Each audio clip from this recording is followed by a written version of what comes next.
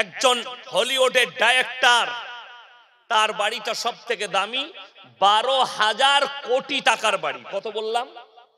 ভারতের মুদ্রায় 12,000 কোটির বাড়ি আগুনে ঝোঁকা হয়ে আল্লাহ তাআলা গলিয়ে নামিয়ে দিয়েছে। আর সুপার পাওয়ারকে বুঝিয়েছে সুপার পাওয়ার পৃথিবীতে কেউ নেই, একমাত্র সুপার পাওয়ার হচ্ছে রব্বুল আলামিন। জোরে বলুন সুবহানাল্লাহ। এর উপরে সুপার পাওয়ার কেউ নেই। যারা শক্তি দেখাচ্ছেন, যারা বল দেখাচ্ছেন, তাতে পার্টির বল হোক, শক্তি হোক, চেয়ারের বল হোক, পয়সার বল হোক, শরীরের শক্তি হোক, আমার আল্লাহ যেদিনে ধরবে ফেরাউনের মতো রসটা বের করে ছেড়ে দেবে। ফেরাউন এসছিল মুসাকে মিটানে, খুদ মিট গয়ে। নমরুদ এসছিল ইব্রাহিমকে জ্বালাতে, আল্লাহ তাকে একটা মশার দ্বারা মৃত্যু দিয়েছে। জোরে বলুন সুবহানাল্লাহ। যে আল্লাহ একটা মশার দ্বারা মৃত্যু দিতে পারে, তারা আবার ফুটানি কিসের করে? আমি দেখলাম আমাদের দেশে কয়েকটা দালাল মিডিয়া বেরিয়েছে। তার মধ্যে এক সপ্তাহ আগে আমি বলেছিলাম এই আরামবাগ টিভি একজন আছে হারামখোর শফিকুল, এ প্রতিনিয়ত কার দালালি করছে আমি জেনে গেছি, এবং পশ্চিম বাংলার মুসলমান জেনে গেছে। একে আমি বলেছিলাম তোমার মধ্যে যদি এতটুকু ঈমান টিকে থাকে, বেলডাঙ্গায়, আরে ভাই কথা বলবে না, চুপ করুন, চুপ করুন। বেলডাঙ্গার মাটিতে আল্লাহকে গালি লেখে ভোট দেওয়া হয়েছিল কোন অনুষ্ঠানে, সেখানে একটা দাঙ্গা লাগানোর একটা পরিকল্পনা রচে দেওয়া হয়েছিল।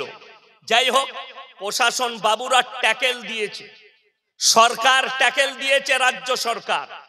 সেখানে বড় রকমের কিছু দাঙ্গা হয়নি, ভাঙচুর হয়নি, হিন্দু মুসলিমের দাঙ্গা রুকে গেছে। প্রশাসনের তৎপরতায় যে ছেলেটা ধরা পড়েছে দাঙ্গার মূল ষড়যন্ত্রকারী জঙ্গিটা, তার নাম হচ্ছে সয়ন হালদার। সে কোথায় পড়াশোনা করে? কল্যাণী বিশ্ববিদ্যালয়ে পড়াশোনা করে। এরপর যারা বলছে মাদ্রাসায় জঙ্গি তৈরি হয়, তাদেরকে জিজ্ঞেস করুন এই সয়ন হালদার কোন মাদ্রাসার স্টুডেন্ট, কোন মাদ্রাসার ছাত্র। আমি শফিকুলকে বলেছি তোমার মধ্যে ঈমান থাকলে তুমি এই খবরটা সম্প্রচার করবে। হারামখোর কদিন আগে ঢোক গিলে গিলে কথা বলেছে, আমাকে বলছে উগ্রভাবে কথা বলছে। সে বলছে আমি কেন ঈমানের পরীক্ষা দেবো? তুমি দিবে কি করে? এক সপ্তাহ আগে আজকে বলে যাচ্ছি শফিকুলকে, 1 মাস আগে একজনের গলায় পাট্টি পরিয়ে তার মুখে টেপ লাগিয়েছি, তার নাম হচ্ছে হারামের আওলাদ নাজিয়া ইলাই খান। কলকাতা বাগুইয়াটিতে বসে আছে, মুসলমান নাম লিয়েছে, কোরআনের দুশ্মন, আল্লাহর দুশ্মন। পশ্চিম বাংলার মুসলমানদেরকে বলছি, এই আরামবাগ টিভি এই হারামখোর শফিকুল, এ হচ্ছে ইসলামের 1 নম্বর দুশ্মন। আর তুমি যদি বাপের বেটা হও, চ্যালেঞ্জ দিলাম 10 মিনিট আমার সঙ্গে লাইভে বসো, যে কোনো জায়গায় তোমার লাইভ চ্যানেল থাকবে, আমার থাকবে, তোমাকে আমি 10 মিনিটের ভেতরে প্রুফ করাবো এটা মুসলমানই নয়, ও মুসলমান নয়। যদি হয়ে থাকে মিথ্যা প্রচার করছে। আমার লেগে বলেছে আমেরিকায় আগুন জ্বলছে, হুজুর বলেছে শুনেলেন? আমেরিকায় ক্যালিফোর্নিয়ায় আগুন ধরেছে জঙ্গল থেকে একবারই শহরতলি পর্যন্ত। ওখানে যতগুলো মানুষ মরেছে আমার ব্যথা হয়নি, ওখানে যতগুলো প্রাণী মারা গেছে তার লেগে আমার মনে ব্যথা হয়েছে, একটা মানুষের জন্য ব্যথা হয়নি। শফিকুল বলছে আমেরিকার আর ভারতের সম্পর্ক ভালো, হুজুর এরকম বয়ান করছে সম্পর্ক ছিন্ন হবে। আরে হারামখোর, মেহবুবা মুফতি কাশ্মীরের মুখ্যমন্ত্রী ছিল, সে একজন নেত্রী ভারতের। সে বলেছে আল্লাহ ফিলিস্তিনকে বলেছিল জাহান্নাম বানাবো আমেরিকা, আল্লাহ তাদেরকে জাহান্নামের নাজারা দেখিয়েছে। জোরে একবার বলুন সুবহানাল্লাহ। এতে আমি খুশি হয়েছি যে আমেরিকার ডোনাল্ড ট্রাম্প 1 সপ্তাহ আগে বলেছে আমি শপথ নেওয়ার পরে গাজা আর ফিলিস্তিনকে জাহান্নাম তৈরি করব। এই হারামখোর শফিকুলকে বলছি তুমি কোথায় ছিলে খবর দেখোনি? চোখে অন্ধ। আসল কথা হচ্ছে ওর কমেন্ট গুলো দেখবেন, ওর চ্যানেলে, শফিকুলের আরামবাগ টিভির চ্যানেলে যতজন কমেন্ট করেছে সব গোবরখোর আর মুতখোর। আসল কথা, ও হারাম করতো, গোবরখোর, মুতখোর।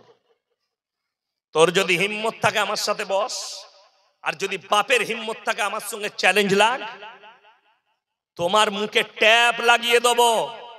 তুমি যে দালাল, পশ্চিম বাংলার মুসলমান দেখে নিয়েছে। তোর নিজের কমেন্ট গুলো তুই পড়, খালি গোবরখোর আর মুতখোররা কমেন্ট করেছে, একটা মুসলমানও তোকে ভালোবাসে না। সবাই জেনে গেছে তুই মুসলমান নস। আর আমি বলছি এ মুসলমান যে ভাববে ওকে, তার ঈমান চলে যাবে। ওকে মুসলমান বললে আমি ইয়াসিন ফতোয়া দিলাম, কোন বাপের বেটা মৌলবি থাকলে আমার সঙ্গে চ্যালেঞ্জ নিতে পারে।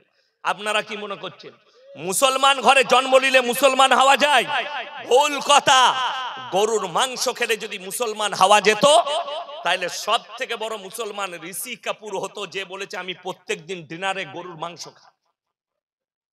কত অমুসলিম ভাই গরুর মাংস খায়? খায় না? খায় না? কতজন খাচ্ছে? প্রকাশ্যে বলছে মিডিয়ার সামনে।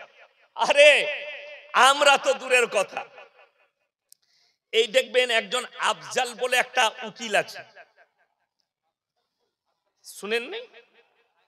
হাইকোর্টের উকিল। সে কদিন আগে আমার বিরুদ্ধেও বলেছিল, যাই হোক। তারপরে দেখছি আমাকে বলে না কেন। আমি বলেছিলাম এর মেন্টালি প্রোগ্রাম আছে, একে রাঁচিতে পরীক্ষা করা দরকার। তারপরে দেখলাম না, এর ব্রেন ঠিক আছে। সে একটা সত্য প্রকাশ করেছে, এক বাটি নয়, দু বাটি নয়, 3 বাটি গোশ খেয়েছে। কার বাড়িতে? পশ্চিম মেদিনীপুরে অমুকের বাড়িতে। নামটাও করে দিয়েছে, শাহাবুদ্দিন না কি নাম। আমার কালকেই পশ্চিম মেদিনীপুরে জলসা আছে, টাউনে। রেডি হলে দেখা কর ওখানে। কালকে যাব আমি মেদিনীপুরে। এর পরেও অপরাধী আমরা।